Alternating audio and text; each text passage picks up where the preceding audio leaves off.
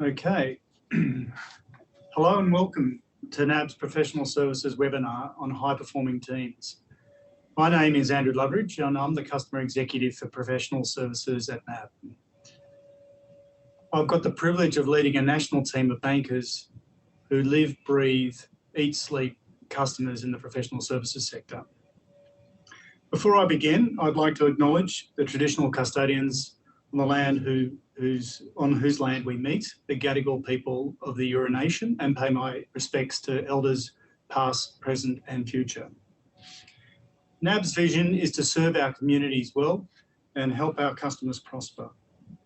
The last 18 months has been extremely challenging for our communities on both the health, wellbeing and economic front. As I say that, I'd also like to extend my thoughts to our colleagues in Melbourne who are going through a pretty tough time as we speak. NAB is all about promoting and supporting high-performing firms. We've heard from some amazing stories during the course of the last 18 months and some fantastic examples of resilience, but also firms grabbing opportunities with both hands.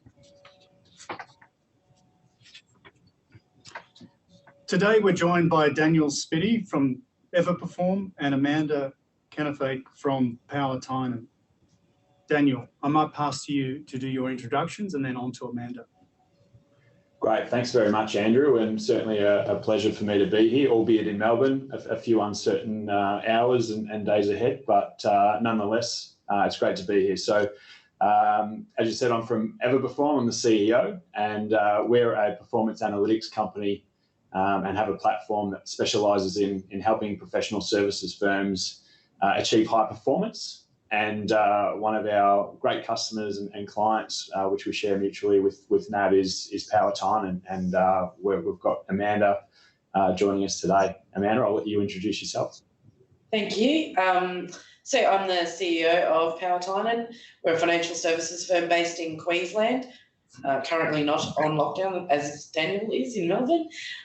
We're just based in southeast Queensland. So, yeah, we look after clients all over the country, actually in other countries, but yeah, we're across all the different services in that space. Perfect. Thanks very much, Amanda, and thank you, Daniel. Before we begin, just some housekeeping. We definitely want to hear from you, and there will be some time towards the end of this webinar for Q&A. So please add any questions that you would like the panel to answer using the Q&A button at the bottom of the Zoom. Also, if you are experiencing technical difficulties, please, again, use the Q&A button and we'll respond and see what we can do to support you. And lastly, the session will be recorded. So if you would like access to the recording, please contact your relationship banker and they'll provide you with the link. Now, let's make a start. Today, we're discussing something called high-performing teams, something that's truly dear to my heart and probably the key driver behind the success of many firms. So, opening it up, Daniel, what a year. It's been quite an interesting 18 months. What are your observations, and more importantly, have you seen any correlations between successful firms and the way that they've gone about engaging with their people? Yeah, it certainly has been an interesting 18 months, and we've got the privilege of being able to have the insight through the data that we capture across more than 50 professional services firms across the country, with over 2,500 collective professionals that make up that audience, and have acquired more than 300,000 data points for what we refer to as the lead indicators to performance. So the way that we deem high performance, or the enablers of high performance, aren't just about productivity, which is, of course, the primary focus, but we see that it's more holistic than that around wellbeing, relationships and productivity. And some of the insights that we've seen through the data that's being captured regularly, so the way that we operate isn't just capturing a one-off, once-a-year data set, it's actually continuous throughout the year, often on a weekly basis, which enables us to trend and see some of the things that we've found most interesting over the course of the last 12 months in particular. And what's become stark for us, particularly as we sit here today towards the end of May is that a lot of our categories, so whether it be wellness, mindset, confidence, the ability for people to focus, energy levels, are actually at their lowest levels in this month than they have been even in the same time last year. And that's taking into account all of the variations that have occurred through that time period as well. So that's, of course, of concern, but it's also presenting itself with some opportunities that we hope to share with you today around the firms that have been able to buck that trend, of which Power Tynan is one of them, and some of the strategies that Amanda has led within her firm to do that. But I'll come back to that in a moment. One of the other correlation pieces, you asked a question, Andrew, around the correlation between engagement and outcome. And what we've identified through the data using some statistical modelling that we've got inbuilt is that we've understood that there is quite a strong correlation between people getting outside for fresh air, which is one of the questions that we ask on a regular basis, and the subsequent impact that that has on their ability to think clearly. Now, that to us makes a whole lot of sense, but to be able to do that and act upon it in the heat of the moment when we're all busy is something that is sometimes difficult to do. But what we're seeing through the data is just doing those simple things like getting out for fresh air has that positive impact on some of the other lead indicators that we're capturing, whether it be thinking clearly, whether it be around your ability to focus on the most important things, or ultimately having a positive impact on the clients that you're delivering value to. Those positive correlations have certainly come through in the index over the last 18 months. So that sort of brings us back to, well, where are and who are the firms that are bucking that trend around not necessarily seeing that decline, particularly through May, and one of those is Amanda at Power Tynan. And Amanda, I suppose my question to you would be, what are some of those things that you've observed or initiated or performed and executed within your firm that you believe has enabled that trend to remain relatively consistent, albeit with a little bit of variability from year to year? But what's been some of the things that you've implemented within Power Tynan that you think have had that impact? I think it's something that we've really tried to focus on, knowing that with everything that's happened in the last 12 months, the team, leading into Christmas, were not overly coping with the world or not very excited about life. I think what we've tried to make sure, and we talk about it often, we have things built into our systems like we have recharge days. So it's, just days where people can go, not in the mood for work today. I just need a recharge day to go and be in my own place, mental health wise. Might even just be, to go to the hairdressers, go for a walk, whatever it might be. Just a day that they can take as their own, where they're not trying to, dig into their annual leave or have the pretend fake sick days, those sort of things happening. It's just a day where they can talk with their manager, manage when they want to take that day and do stuff. So we talk about it openly. We know that life is tough. And even pre or, post-COVID, it doesn't really matter. Life is going to be, it's just getting busier and busier. So you've really got to look after your people. We have a philosophy, and have always had a philosophy at Power Tynan, that as a business, if we look after our team, and our team is pretty much our only asset, but our biggest asset, that team will then look after our clients, and the clients look after the business, and it just continually goes around. So if we drop the ball on looking after our team, then the team potentially drops the ball on looking after the clients. So we're always implementing things, and I think I've spoken to you about this before, Daniel. It's not like there's a silver bullet or it's a one-off thing that you can do. There's multiple things, and we've been focusing on changing it up, doing different things. It might be, before Easter, we just decided that day to finish early because everyone leading into Easter was a bit, we're over it again. Having a few days off over Easter was, let's try and get back into it again. The public holidays didn't help then because I think we had 6 short weeks in a row. But yeah, just trying to, I guess, change it up all the time. Talk to people what they're feeling they need. And I think the most important thing for us is, whilst we're trying to build a system where everyone fits into it, it's a flexibility, because everyone needs different things at different times that we've built into what we do. Yeah, fantastic. And we're big believers of what we call personalisation, which is really suggesting, and it's true, that every everyone is different and everyone is unique. Therefore, personalising it to where they're at and what works for them is essential, and really, I suppose, increases the likelihood that the meaningfulness and the connection is going to increase as a result. So we're here to talk about high-performing teams, and I really love your philosophy on high performance, Amanda, where it's not necessarily a destination, it's more of a journey that continues to improve and evolve. So I know that, and the other philosophy that I think we share is around the growth mindset and what it can enable, and really that's mindset as a starting point to execution, and then obviously to result. You've been on a journey now, a continuous one. You're still on it. You're certainly living by what you preach around. You're not quite there at the destination. For people that are on and in the audience at the moment that are, I suppose, sitting there and going, oh, yeah, I want to embark upon it. What was sort of the first step or that pivotal moment that happened that you can remember where this journey started for you and for the firm at Powertime? Obviously, meeting you guys started us on the Everperform journey, but we've always, I suppose, wanted to make sure we looked after our people. And so the journey, I don't think you ever have an end destination. And I think that's one of the biggest things when people go, I want to achieve high performance, or I want to achieve, the goalposts are always going to move, or they should always be moving, because the world's changing, the people are changing, what's happening in everyday life is changing. So I think that there's a few pivotal moments for us where, it's harder to get team members, it's harder to keep team members.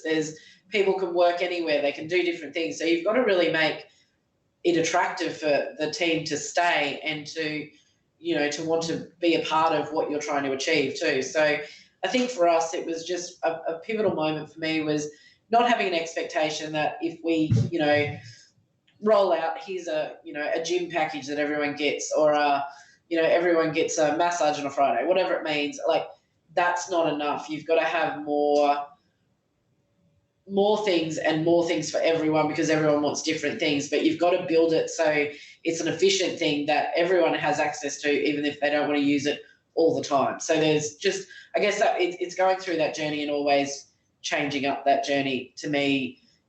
And I guess I have a lot of pivotal moments where I go, we need to change it up again. And as you know, I'm in a moment of that at the moment, going, we need to change it up again. So, yeah. Yeah, great. And you've spoken a lot about what we sort of refer to as the lead indicators, or what others term as sort of the softer side of performance. What about from an accountability, a discipline, a delegation? We can't lose sight of there's always those hard metrics that we're trying to shift, and obviously shift in the right direction. Where's the balance, say, for you around the people side of things and looking after them as lead indicators into almost the scoreboard looking after itself? Do you have a balanced view of that, or is it outweighed one versus the other? No, we definitely have a balanced view. Obviously, everyone, and being professional services, it's so many productive hours have to be met, billings have to be met, write-offs have to be met. All those sort of, the hard metrics are there. But to be able to deliver on those and to continue to be a high-performing team member or grow into a high-performing team member, there's a whole multiple of skills that have to be learned, taught. You've got to have continuous catch-ups. So whilst we probably have more catch-ups these days than we used to, in the traditional model, we used to, have 2 catch-ups a year around performance and how people were going. We actually have monthly catch-ups now, but they're shorter, they're sharper, but they're more effective because they're looking forward. All of our team members have personal development plans that they're responsible for, to negotiate, talk to, whatever it might be, with their manager, and those personal development plans have to fit in with the pathway that we have with Powertime and their growth, where they want to end up and where they want their career to go. So, and in those performance development plans, there's a technical side and there's a non-technical side, and both have the same weighting. There's no, this is more important than this, because the more you look at advisors and accountants or whatever it might be that you've got in your firm these days, you've got to be a lot more holistic. You've got to be very well-rounded. You've got to be able to have the conversations as well as do some of the, more mundane technical type work. So we are trying to build what we classify as the whole advisor. And to do that, you've really got to evenly value, in your training budget, all those sort of things, you've got to evenly value the technical over the soft skills. Yeah, and it's a great segue into the next question that I had for you around some of those more subjective or softer or harder to measure things. There is, I suppose, the perception that it's harder to measure, therefore we won't. What are some of the indicators, not only and the measures that you've used, not only on those types of things, but also on this journey towards high performance, other than the obvious scoreboard at the end, which is giving you those hard metrics? What are some of the indicators that you used or have used through your journey to understand sort of whether you're heading in the right direction before you sort of know based on the results that are coming out of maybe your P&L or somewhere else? So we do pulses via Everperform. We utilise the program there. We've got, I think, about 25 questions that we rotate around them. Some of them are things like, are you focused on what you're doing? Do you think you're being best utilised? Not all, it's not all about what the work you're doing. It's just how you're feeling and how that's making you feel, and are you feeling an important part of the team, I suppose. The other thing that we do try to make sure we do with the team is that, I don't know how to say it, but we do try and make sure that we stop and check in, and that they're feeling that they have a voice to say what's important to them and what's coming next, and do they feel valued. We have what we call our team agreement, which other people might have as their core values in their business as well. We map that every quarter as well and go, how do you feel you're tracking to those core values? And then how do you feel the rest of the team is tracking to those core values? So that's a really good alignment piece to go, well, are we actually living and, are we walking the talk at the end of the day? And a lot of that is what people, and especially when I'm not getting into that conversation today about different age groups and all that sort of stuff, but as you're getting more people coming into the business who are a little bit younger, like they want to feel that their values match the business values, and it's not just something that you see at the front door, but you don't see it in action. So everything we do, we're very deliberate about making it. We actually don't just say it, we actually do and deliver on it. And you can't manage what you don't measure. So we do measure, are we individually living up to these standards, and as a team, are we living up to these standards? And the big thing that I take away from all of that is you've got to have action around the outcomes. So if we got the pulse back and it went, so one of our core values is reliability. If it's sitting at 20%, we go, oh, well, so be it. Well, what's the point in having it as a core value? So we make sure, that we then go, okay, well, that one's slipping or that one's going up. We need to build things in. And that goes back to what I was saying before. It's not a set and forget program. It's looking at the results and actually going, well, what do we need to do now? What do we need to do to shift?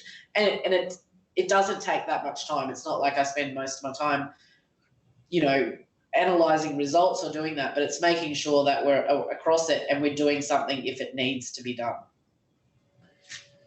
Yeah, great. And I think on that sort of the growth mindset, the journey and the initiatives that you have executed really, really well. I know at Everperform we view failure as a positive thing rather than a negative thing. And I think, part of what I wanted to ask you and share with the audience today was maybe one failure that you have had over the course of the journey that sticks out for you that, maybe you can share and be vulnerable with the audience around. Maybe don't try this at home type of suggestion or recommendation.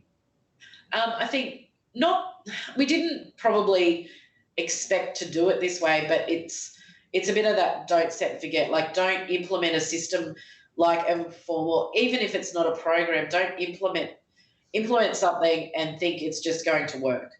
There's always effort and continual updates and things that you've got to do around that. So, one of the things that we rolled out when we rolled out Everperform, probably for the first month or so, I don't think we fully explained well the why we were implementing Everperform and the fact that it was we're really implementing it to give everyone a voice so that as a business, we can do more for you. Because like I said earlier, for us, our philosophy is if we look after our team, the team will look after the clients will look after the business. So I don't think we explained that well. So my message, I guess one of the failures I would say, don't do it, is really plan the why conversation with your team if you're going to implement something like Everperform, because it can seem a bit like it's Big Brother is watching you, where it shouldn't come across that way. It should be more along the lines of how can, like, help us help you, I guess, is the story behind that. I think I mentioned it earlier to Daniel, and we were talking about it. There's a YouTube video, and I think we're going to post it out with some of this stuff. It's called the Dancing Man, and it's just about creating a movement. And if I look back at one of the failures, I probably got all the, you know how you have the normal people that jump on board to everything? I had all those guys on board with the rollout of Everperform, but I think the biggest uptake for us was when someone in the business who normally doesn't jump on board or takes their time to think things through, they jumped on board. Everyone went, oh, woo, if they're on it, it must be okay. I'm going to now jump on board. So I think it's looking at who your advocates are, who your first followers are, who's going to actually make it work, and really, I guess, spend some time with those sort of people who might not be the normal first followers, because if this is something you haven't done in your business before, it might be something that you need to look at, people who aren't the normal, I'll jump on everything and I'm on the latest bandwagon. It's getting those people to understand the why as well, so they actually lead the team a little bit better as well, I think, which is interesting. Hopefully that answered your question. It did. Andrew, do you have a few questions for Amanda? I've taken up the time so far. No. It's been really insightful. Amanda, I love your principle or your idea around recharge day. So my question for you is, when you first brought this idea into the firm, how did your leaders and how did the staff sort of feel about taking a recharge day? Was there any pushback or sort of perception about that use of that day? There was a bit of pushback right at the beginning with the leaders basically doing the whole, oh, but what if everyone wants a recharge day, and how does this, what if it gets abused? Hand on heart, it hasn't been abused at all, but that was probably a bit of pushback that we got from the leaders. And once again, it's explaining why we have the recharge day and making sure that, the managers are in control and working with their team. And if they're catching up with the team all the time, they should know the people that are needing a recharge day. So it's a conversation piece. It shouldn't come out of the blue. And I think every business owner or every person at the moment, needs to be thinking about people's mental health. I was talking to a psychologist a couple of weeks ago, and there's they're talking about the COVID curve and, where everyone's sitting. And the biggest part that I got out of that conversation was the tail. They were talking about the tail that happens after COVID.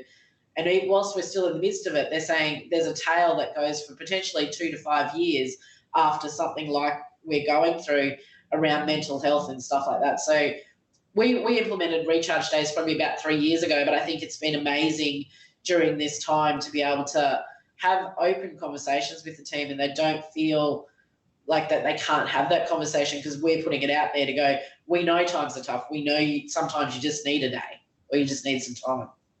Yeah, great.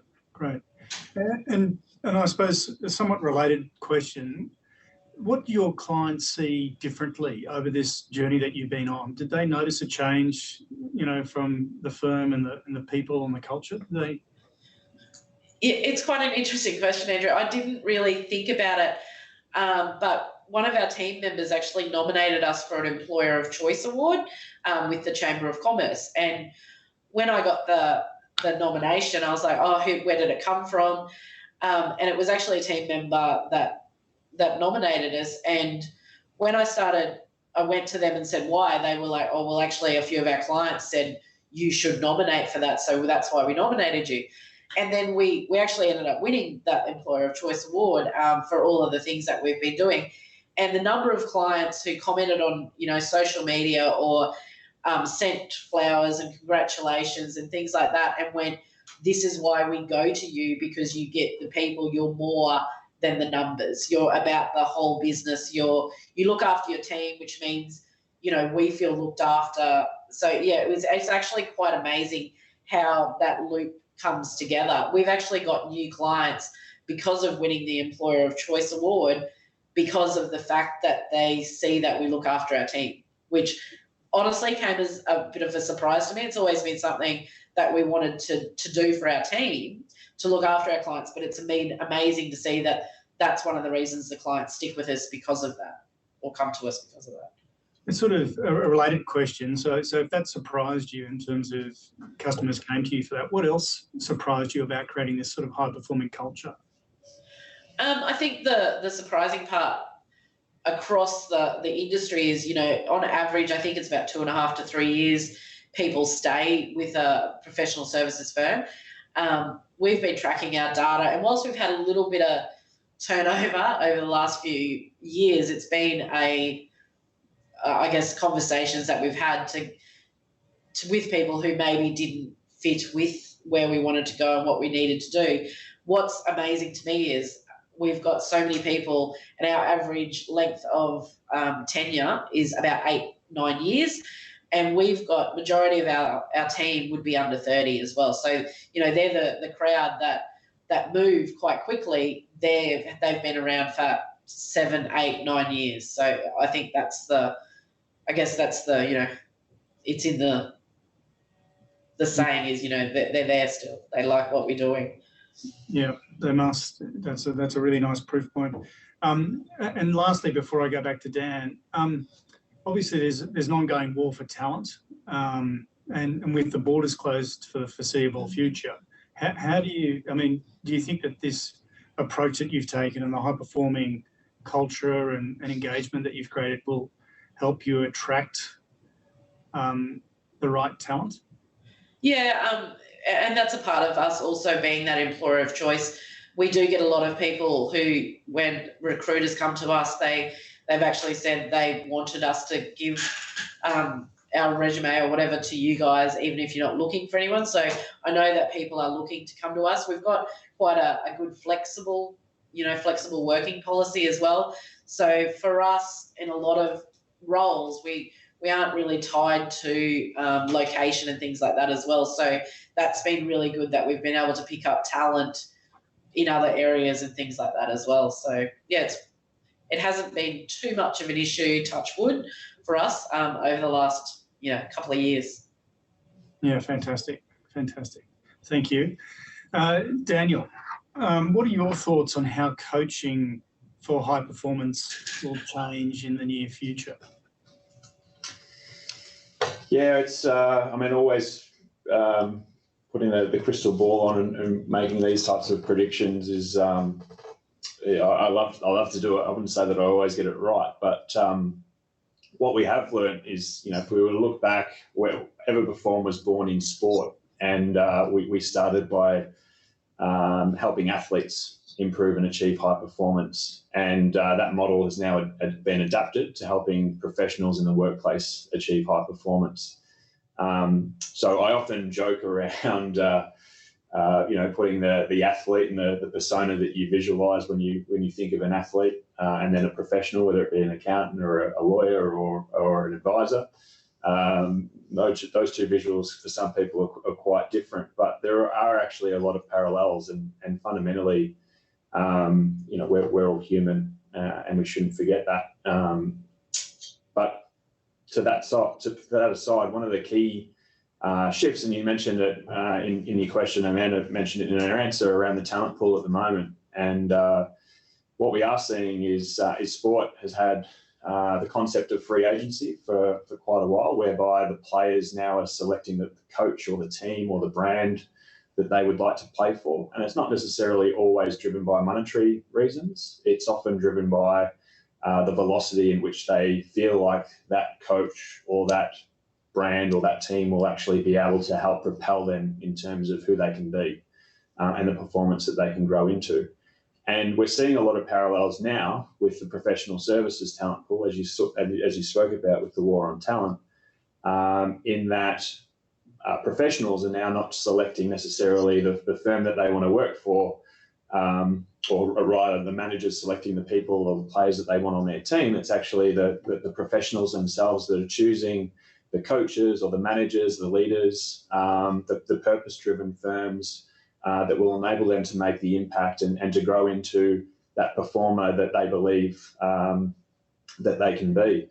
So there is a shift, and Amanda talked about it in a description around what it has meant in terms of attracting talent, is that professionals are, and certainly the younger generations from what we can see, are certainly more attracted to those leaders and those purpose-driven firms that give those opportunities and those personalised growth pathways that maybe break down the traditional approaches to promotion and progression, and being more data-led and rewarding capability and performance, irrespective of some of the perceptions that we have traditionally and biases that we have traditionally to make those decisions.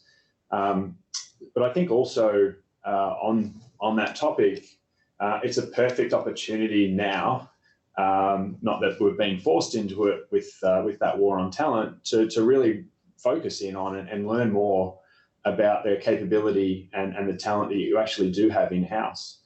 And by focusing on being able to not only improve the performance of, say, the employee base, but also really look at how you can actually scale the coaching skills and the development skills and the leadership skills within, say, whether it be partner, director, or middle management, to be able to scale, say, the skill sets and the philosophies and all of the assets that you see in talking to Amanda today, how to scale that to the other first followers or others that can do that at scale with the people.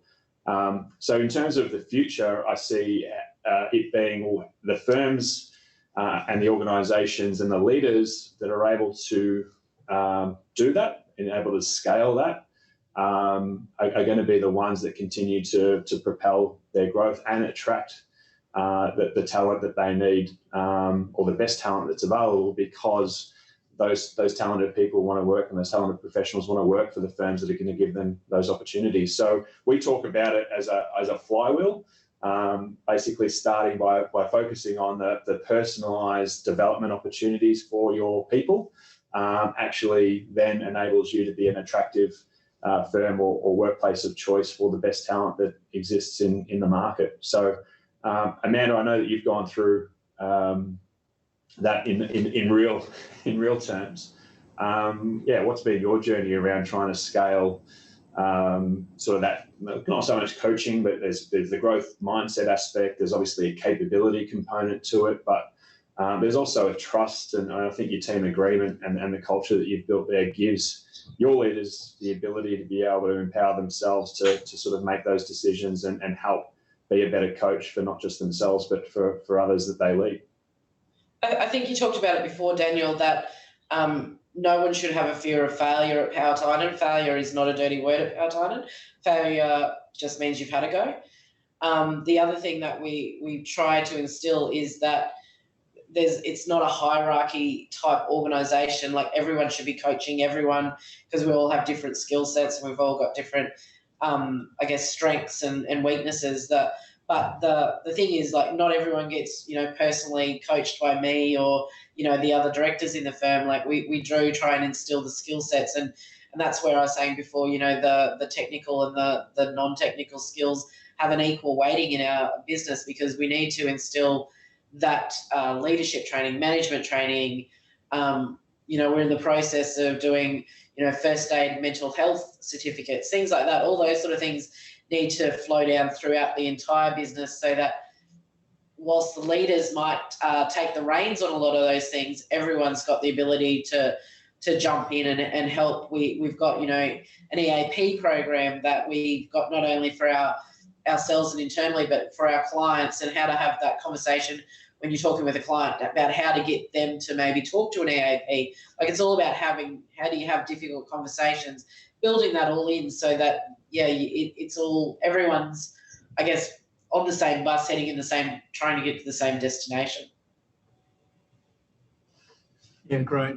And Amanda, a question for you. Like, how do you position yourself then? What are you looking for from an immediate future, right? How do you maintain this momentum? Is it a constant, push by you, or are you actually surrounding yourself with, your leaders and your leaders' leaders to do that?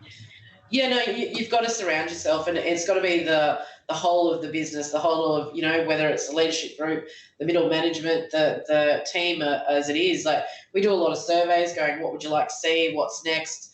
This is some thoughts we've had. We put a whiteboard up and go, give us your ideas. Let's do things.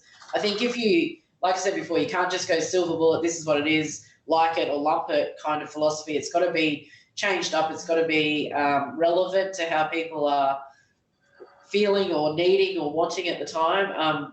It is a whole journey, and you've got to create activity around it. I think that's the biggest thing that I see. If you don't create constant conversation and activity, and you don't want it from just the one person, because people will be like, I'm sick of listening to Amanda about this topic. Like, everyone's got to, buy into it, want to deliver it. Otherwise, it would die a slow death, I think.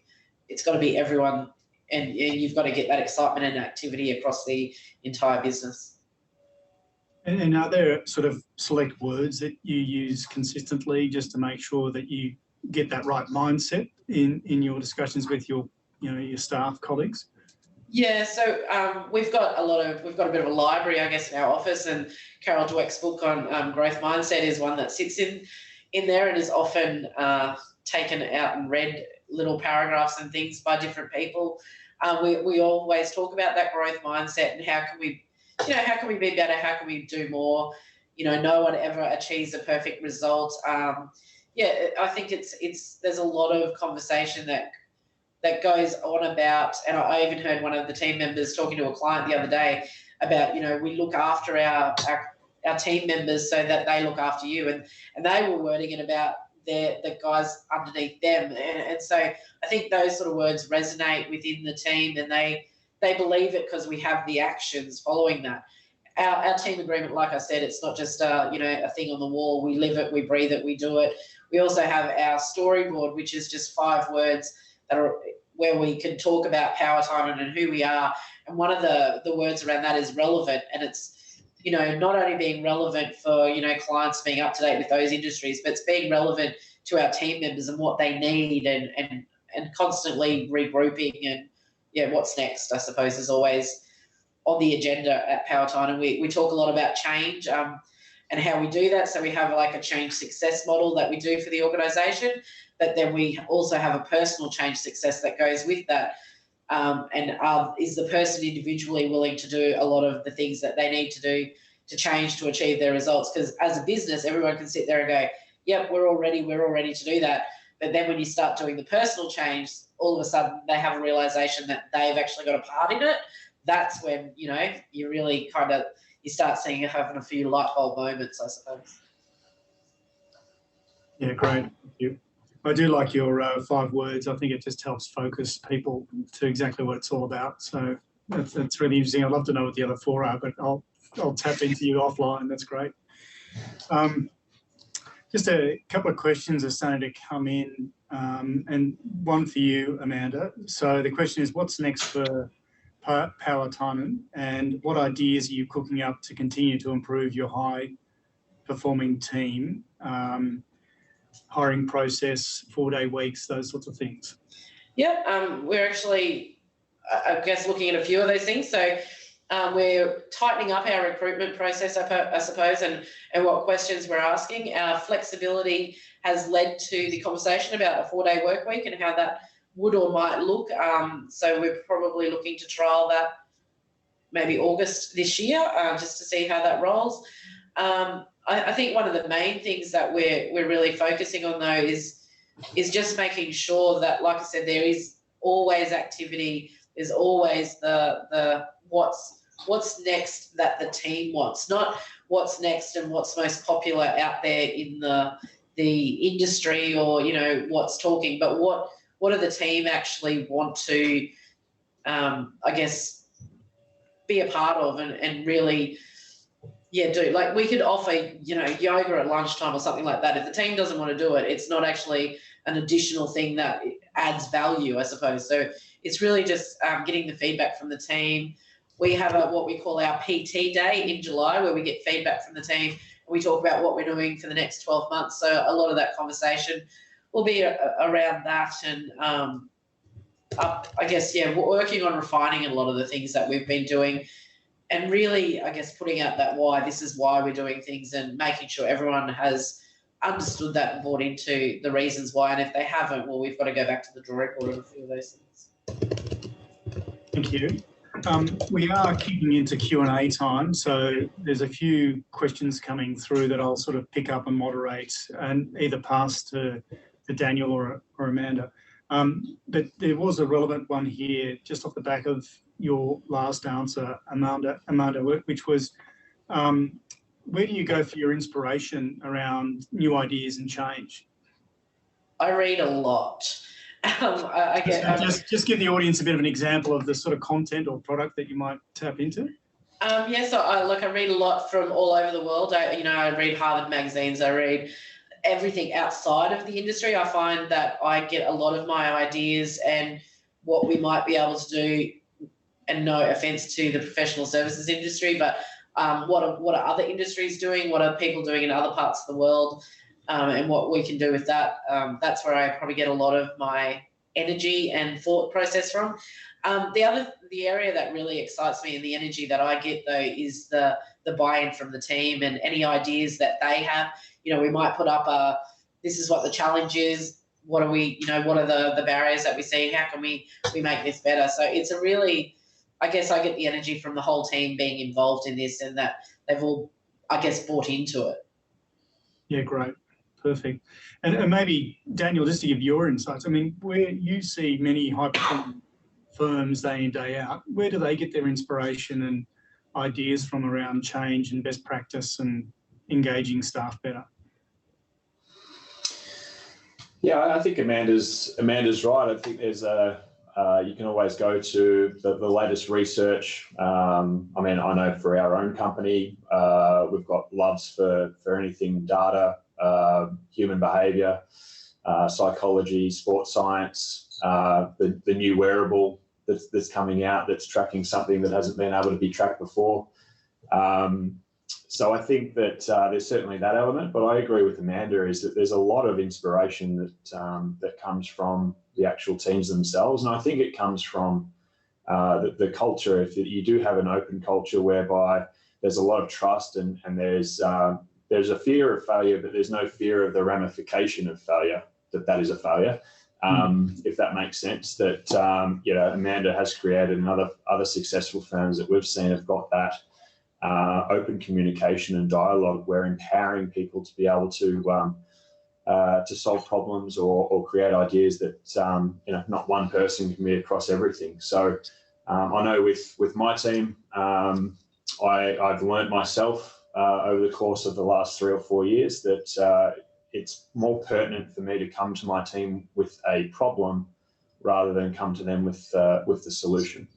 And it's just defining the problem in a way that they can understand it. And often we get an overall better result when that happens. Actually, we always get a better result when that happens.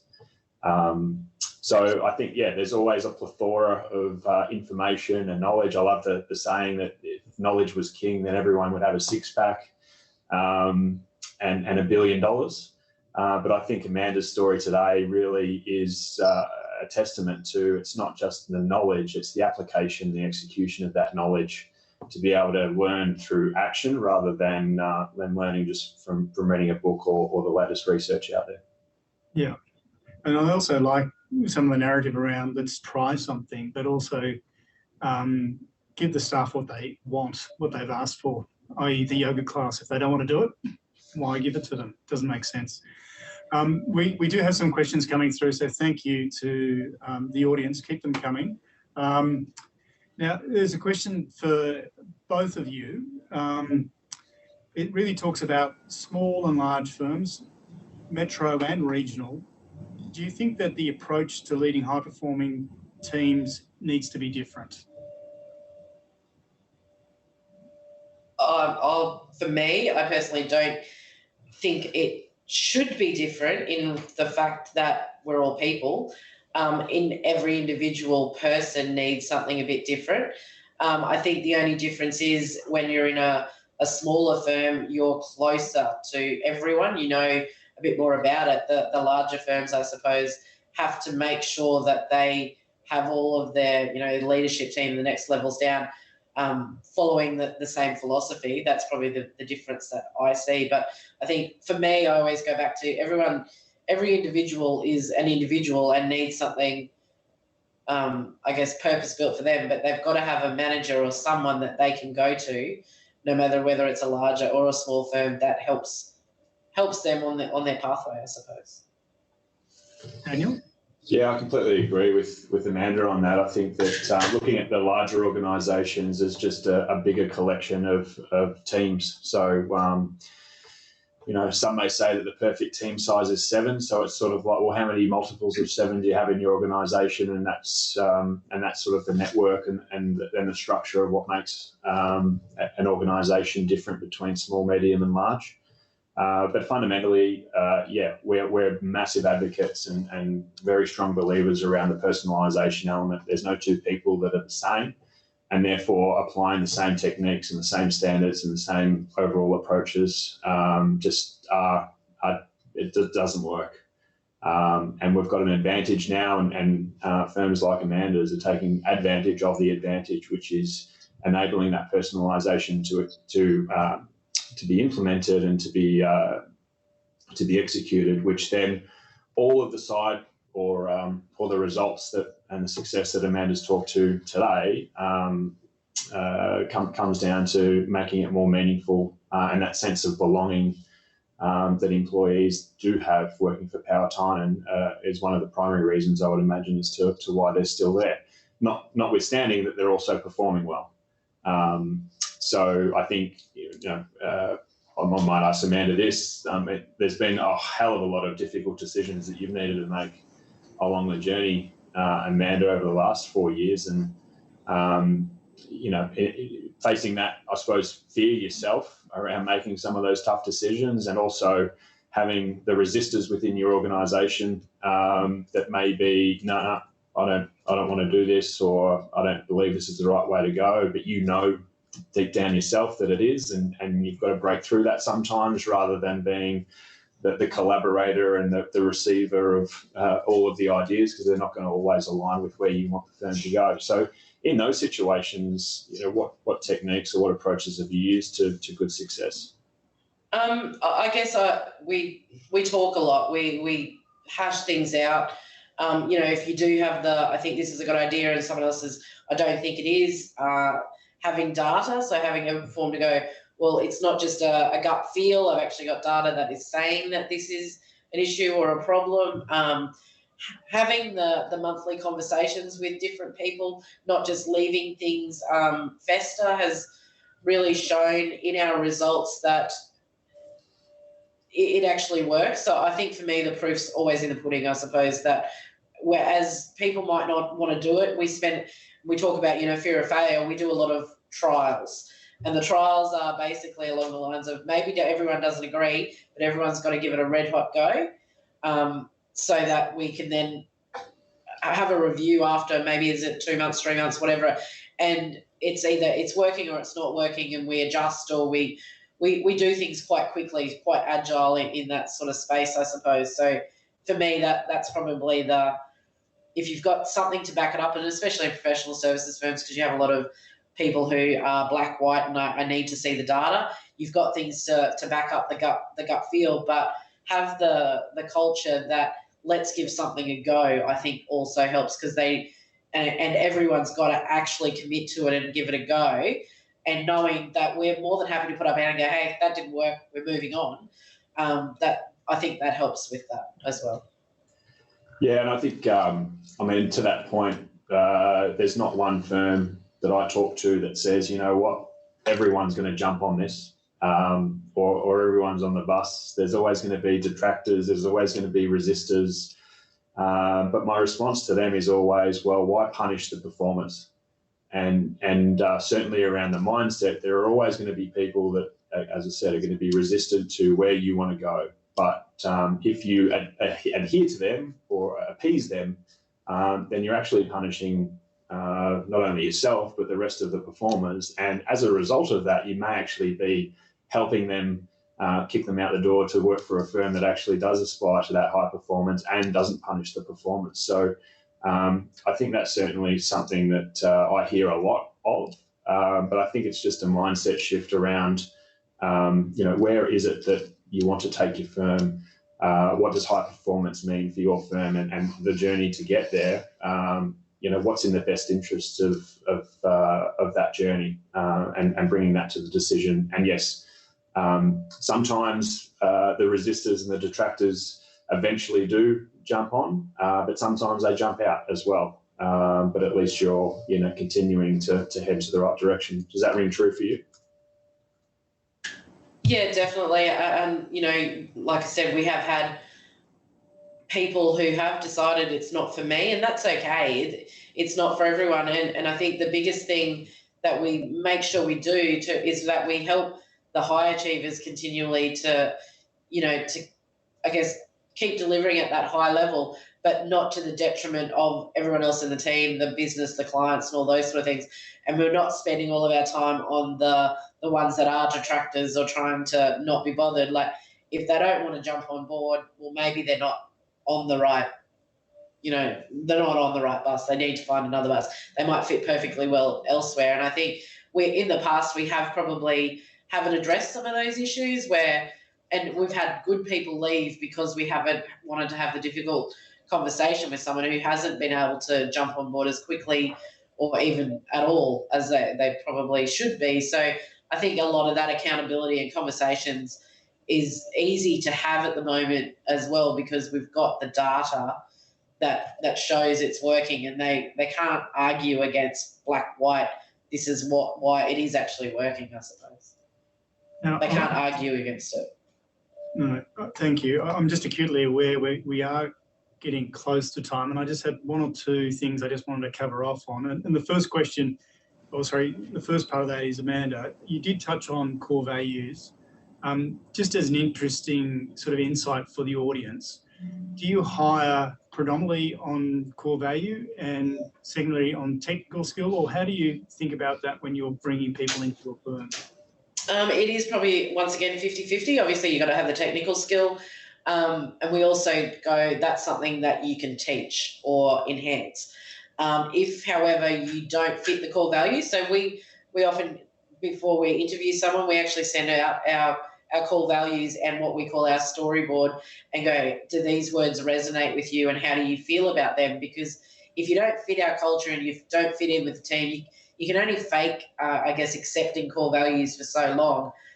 You can't live that if it doesn't resonate with you. So yeah, that is probably one of our big ones, to make sure that the people that we employ do resonate with our core values, because we also look at our clients, and our clients need to resonate with our core values as well. So if we don't sort of have that big mix, it's not going to work in the long term, and there's going to be some pain somewhere in the mix. Yeah, perfect. Thank you. And then just one more insight from you, Amanda. As we close, what would be the one thing that you would recommend that firms who are thinking about going down this high performance journey, what would be the one thing that you would recommend to them today? Talk to your team. Make sure they understand why you're doing it. They understand what high performance means for you. You really, spitball it with them. Don't just tell them this is what it is. I think it's really engaging with your team. So it's the whole of a team buy-in. It's not just one or two people buy-in. I firmly believe you'll get more buy-in when people feel that they're a part of the understanding what the problem is, understanding what the solution is or what the challenge is and what the way forward is. So for me, it's just engage with your team, talk with your team. It's amazing if you let them have a say, what say they will actually have. It'll be very rewarding. And Daniel, quickly from you on the same question. Yeah, I completely agree.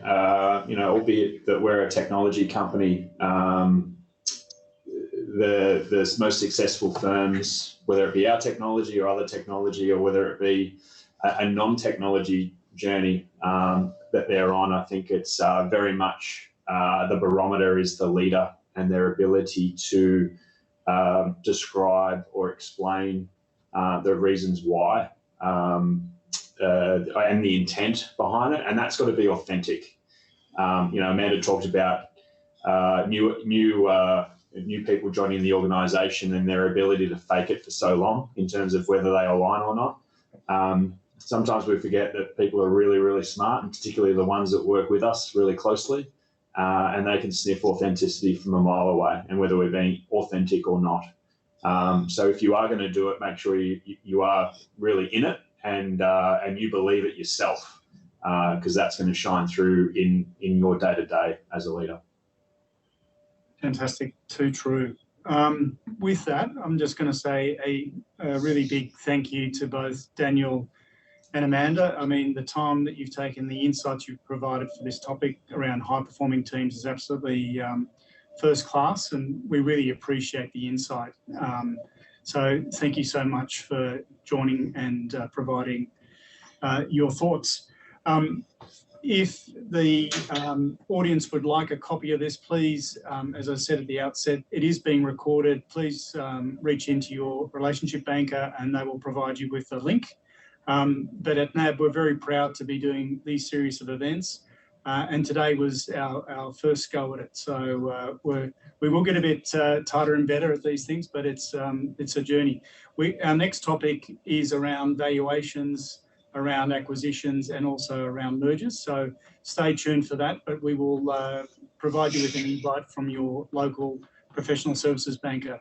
But on behalf of Daniel, Amanda and myself, a big thank you for joining us, and we wish you well and good luck to our colleagues in Melbourne. Thank you.